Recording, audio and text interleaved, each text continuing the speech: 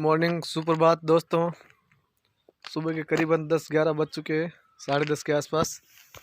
और हम लोग पहुंच चुके हैं। वैसे रात को ही पहुंच चुके थे देवरी, लेकिन रात को अंधेरा होने की वजह से हम लोग आपको वीडियो नहीं बना पाए थे। और अभी मैंने वापस शुरू किया है सुबह से देवरी का पूरा जो भी है एक्सप्लोर करेंगे। और तो चलो शुरू करते हैं। संत श्री भोलाराम जी महाराज की देवरी धाम का परिचय। तो देवरी धाम का परिचय कुछ इस प्रकार है। संत श्री भोलाराम जी महाराज ऐसे अनूठे व्यक्तित्व के महापुरुष हुए हैं कि अपना जीवन सदगुरु कबीर साहब के विचारों को हृदयंगम भजन ध्यान साधना के साथ साथ परोपकार करते हुए अपने अमूल्य जीवन को मानव मात्र की इस जागृति में लगा दिया कि उसका संसार में आना क्यों हुआ, उसको कैसा कर्म करके मोक्ष को प्राप्त कर लेना चाहिए जिससे बार बार की 84 का चक्कर छूटे। इसलिए उनका जीवन मानव मात्र के लिए संदेश है। ऐसे परम वितरागी संत की साधना व समाधि स्थली का नाम ही देवरी धाम है। ये स्थली जोधपुर जिला अंतर्गत भोपालगढ़ तहसील के रतकोड़िया गांव के पहाड़ पर स्थित है। इस पहाड़ का सबसे ऊंचा भाग है। इसका पूर्व नाम देवरी मचाल था, जिसका शाब्दिक अर्थ है देवताओं की भूमि। बूढ़े बुजुर्गों के अनुसार ये भूमि पूर्व में भी किसी महान संत की तपस्या स्थली थी, जिसको संत श्री भोलाराम जी महाराज ने भजन करके इस भूमि को पुनः जागृत कर जिज्ञासुओं के लिए आत्मचिंतन का केंद्र व आस्थाशीलों के लिए पवित्र स्थल तीर्थ स्थल बना दिया है। इस पवित्र देवरी धाम का वर्तमान इतिहास मात्र 80 वर्ष का ही है। इस अल्प अवधि में यह स्थल धार्मिक पर्यटक स्थल का रूप ले चुका है। दूर दराज से रोज सैकड़ों भक्तजन अपने अपने दुख निवारण हेतु आते हैं तथा हंसते हुए जाते देखे जा सकते हैं। इसी से ही ये पता चलता है कि यहाँ पर कितना चमत्कार और रहस्यमय शक्ति है जो प्रत्येक श्रद्धालु को दोबारा आने के लिए उत्प्रेरित करती है। यहाँ पर भोलाराम जी महाराज की साधना व जीवित समाधि स्थली के कारण मुख्य पीठ यही है तथा अन्यत्र कई गांवों में इसी धाम की शाखा के रूप में कई आश्रम बनाए गए हैं और बनते ही जा रहे हैं। कबीर पंथ की प्रचार प्रसार की दृष्टि से देवरी धाम श्री सदगुरु कबीर मंदिर, काशी कबीर चौरा मठ, मूल गादी वाराणसी से भी जुड़ा हुआ है। चलो ये तो हो गया देवरी का परिचय। अब हम परिचय कराते हैं सदगुरु श्री भोलाराम जी महाराज की। भोलाराम जी महाराज भोपालगढ़ गुर्जरों की ढाणी निवासी श्री रामू जी भाटी गुर्जर अपनी भेड़ बकरियां पहाड़ पर हमेशा की तरह चरा रहे थे। उस दिन परम प्रभु की अद्भुत लीला हुई तथा एक परम तेजस्वी भूरी जटाओं से सज्जित सिर, मुखमंडल की प्रकाशित आभा, हाथ में कमंडल, कुबड़ी व पाँव में खड़ाऊ पहने एक संत ने रामू जी भाटी को दर्शन दिया।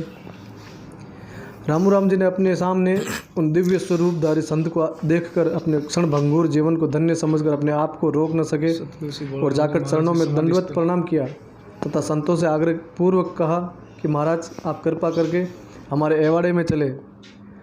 संतों ने रामू जी का आग्रह स्वीकार कर अपनी कृपा दृष्टि एवाड़े पर दी।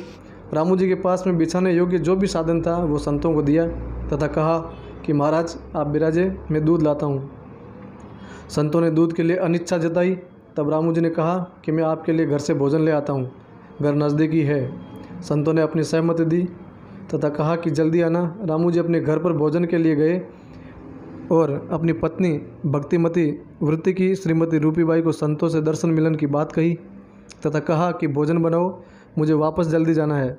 रूपीबाई ने भोजन तैयार कर रामू जी को देकर घर से विदा किया। भोजन लेकर रामू जी संतों के पास गए। संतों ने इच्छापूर्वक भोजन किया और रामू जी से पूछा, तुम्हारे कितने बाल गोपाल हैं? रामू जी ने परिवार के बारे में सारी जानकारी दी। इस प्रकार रामू जी की श्रद्धा भक्ति से प्रसन्न होकर संतों ने आशीर्वाद दिया कि 9 महीने बाद तुम्हारी पत्नी की कोख से जगत के जीवों का उद्धार करने वाला नाम लेवारी भजनानंदी पुत्र होगा। इतना कहकर संत अंतर्ध्यान हो गए। रामू जी ने सारी बातें अपने घर परिवार वालों को बताई। सभी बड़े प्रसन्न व आनंदित हुए। इस प्रकार संतों के दिए हुए आशीर्वाद हृदय में संजोए परिवार के लोग अपने अपने कार्य में लीन रहते हुए समय गुजार रहे थे।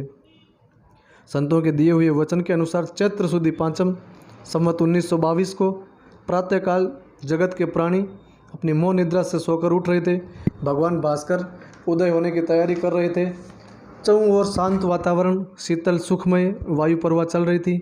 उसी समय महान संत श्री भोलाराम जी महाराज ने माता श्रीमती रूपीबाई की गोद में मृत्युलोक की धरा पर पदार्पण किया। आप श्री बचपन से ही अत्यंत तेजस्वी दिखते थे। इस कारण जो देखता वही यही कहता कि बच्चा सीधा साधा व भोला है। ऐसा कहते कहते आपका नाम ही भोलाराम रख दिया। आप दिखने में भोले लगते थे, क्योंकि संत का हृदय ऐसा ही होता है। इनकी वृत्ति ऐसी थी कि सारे बालक खेलकूद में समय व्यतीत करते थे, किंतु आप सबसे अलग एकांत में निमग्न रहते थे। समय के साथ साथ बालक भोलाराम जी अवस्था में बड़े हो रहे थे। 8-9 वर्ष की अवस्था में इनका बाल विवाह देवनगर खारिया गुर्जरों की ढाणी में फारक गुर्जर परिवार में किया गया। विवाह उपरांत आप भी पिताजी रामू जी व बड़े भाई के साथ एवड़ चलाने पहाड़ पर जाने लगे। आप अत्यंत ही कुशाग्र बुद्धि के अच्छे पागी यानी खोजी थे। किसी भी जानवर या मनुष्य की पद चिन्हों की पहचान आराम से कर लिया करते थे।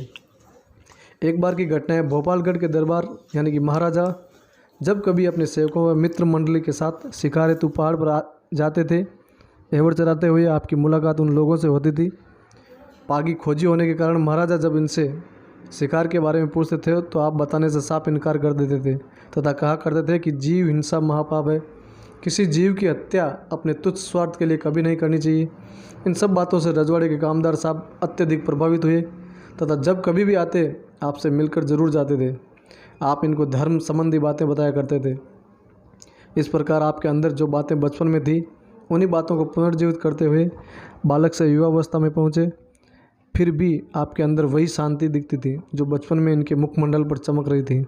आपका मन भेड़ बकरी चराने से उबने लगा तथा मन जगत के प्रति उदास सा रहने लगा। ऐसे ही समय में आप पहाड़ पर भेड़ बकरियों से थोड़े दूर एकांत में बैठे थे। उसी समय एक अद्भुत घटना इनके जीवन में घटित होती है। तब से आप भेड़ बकरी, घर परिवार सब त्याग कर पहाड़ की गहन कंदराओं में विराज कर आत्ममत तत्व चिंतन में लीन रहने के लगे। वह यूँ कि आप एकांत में बैठे जगत की नश्वरता, बार बार जन्मना, बार बार मरना आदि विषयों पर चिंतन की गहरी धारा में लीन थे। उसी समय दिव्य स्वरूपधारी संतों ने दर्शन देकर कहा, भोलाराम भजन करने आया है, भेड़ चराने नहीं। यह शब्द कानों में पड़ते ही आपका रोम रोम जनकृत हो गया। शाम को घर आए तथा सभी घर वालों को कहा, आज के बाद मैं कभी एवड़ चराने नहीं जाऊंगा। घर वालों के पूछने पर बताया, मुझे भजन करना है तथा एक दिन अपनी ब्याहता पत्नी जिनका मुकलावा नहीं हुआ था को देवगढ़ जाकर चुनरी उठाकर त्याग दिया और कहा, भजन करना है तो भजन करो, जीव का कल्याण हो जाएगा, और भजन नहीं करना है तो कोई गुर्जर युवक मिल जाएगा। इतना कहकर वापस आए तथा पहाड़ों की गुफाओं में भजन कर अपने भीतर परमत्व को प्राप्त कर लिया। आपके गुरु कबीरपंथी महंत श्री हीरादास जी महाराज थे। बाईजी का तालाब जोधपुर में श्री हीरादास जी महाराज से आपने दीक्षा ली थी। तदुपरांत श्री हीरादास जी महाराज को ढाणी बुलाकर विशाल सत्संग की, और सत्संग की जगह पर ही आपने एक झोंपड़ा बना लिया। आप जब ढाणी में होते थे तो उसी झोंपड़े में बैठकर भजन किया करते थे। आप अपने खेत में खेती करते और खेती से प्राप्त अनाज को दीन दुखियों, गरीबों में, आगतों को भोजन कराने में लगा देते थे। आपने सदगुरु कबीर साहब की इस साखी को आत्मसात कर लिया कि कर बैया बल आपने छोड़ बिरानी आस, जिसके आंगन नदी बहे सो क्यों मरे प्यास। इस प्रकार आपकी ख्याति चहु ओर फैलने लगी। दुखी लोग दुख निवारण हेतु आपके चरण की रंज लेने आते। आप उनको कभी निराश नहीं करते थे, क्योंकि आपका हृदय दया का सागर था।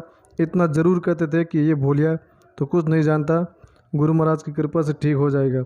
इतना कहकर चुटकी भर रेत लगा देते थे। कभी कभी आप सत्संगों में भी जाया करते थे और सत्संग में सारी रात अपने एक आसन पर विराजमान रहते थे। सुबह आरती के बाद कभी वहाँ नहीं रुकते थे तथा कब वहाँ से विदा हो जाते किसी को पता नहीं लगने देते थे। लोग कई बार प्रयत्न करते फिर भी पता नहीं लगा पाए। इस प्रकार परोपकार करते, भजन करते, साधना करते, सत्संग करते करते आपका विचार समाधि लेने का हुआ। उन्होंने अपने शिष्यों को ये बात बताई और उन्हें देवरी मचाल पर केर का वृक्ष जिसके नीचे विराजमान होकर आप साधना करते थे उससे पश्चिम दिशा में समाधि खोदने का आदेश दिया। समाधि खुदकर तैयार हो गई। तब नियत समय पर प्रमुख भजनानंदी शिष्यों की उपस्थिति में आपने विक्रम संवत 1992 चैत्र वद एकादशी वार गुरुवार को सायं 4 बजे 70 वर्ष की अवस्था में जीवित समाधि लेकर जीवों के उद्धार का प्रतितीर्थ बना दिया। तब से लेकर आज तक लाखों लोगों ने इस समाधि का दर्शन कर अपने को धन्य बनाया। बोलो सतगुरु श्री भोलाराम जी महाराज की जय। वीडियो अगर पसंद आए तो लाइक करें, शेयर करें और सब्सक्राइब ज़रूर करें। अगले वीडियो में हम बताएंगे भोलाराम जी महाराज की गुफा, उन गुफा के बारे में बात करेंगे। देखते हैं किस टाइप की वो गुफा थी, मंदिर के जस्ट पीछे की साइड में है। और बने रहिए हमारे यूट्यूब चैनल पर, तो बताते हैं अगला वीडियो बहुत जल्द। जय हिंद, वंदे मातरम।